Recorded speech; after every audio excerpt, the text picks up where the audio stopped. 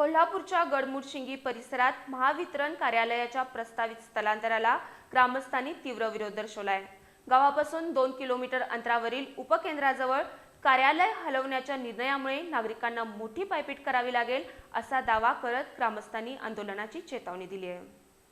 गडमुडशिंगीतील महावितरण कार्यालय गावापासून सुमारे 2 किलोमीटर अंतरावर असलेल्या उपकेंद्राजवळ स्थलांतरित करण्याची प्रक्रिया सुरू असल्याची माहिती मिळाल्यानंतर ग्रामस्थांनी एकमुखानं आक्षेप नोंदवला आहे।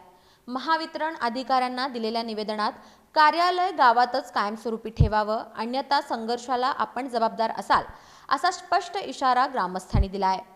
ज्येष्ठ नागरिक, महिला आणि रोजंदारी करणाऱ्या लोकांना दैनंदिन कामांसाठी दूरवर चालत जावं लागेल असं सांगत ग्रामपंचायतीमार्फतही पर्यायी जागेचा प्रस्ताव देण्यात आल्याचं निवेदनात म्हटलंय।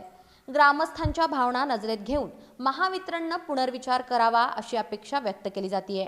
या प्रसंगी करवीर शिवसेना प्रमुख राजू यादव यांच्यासह कार्यकर्ते उपस्थित होते।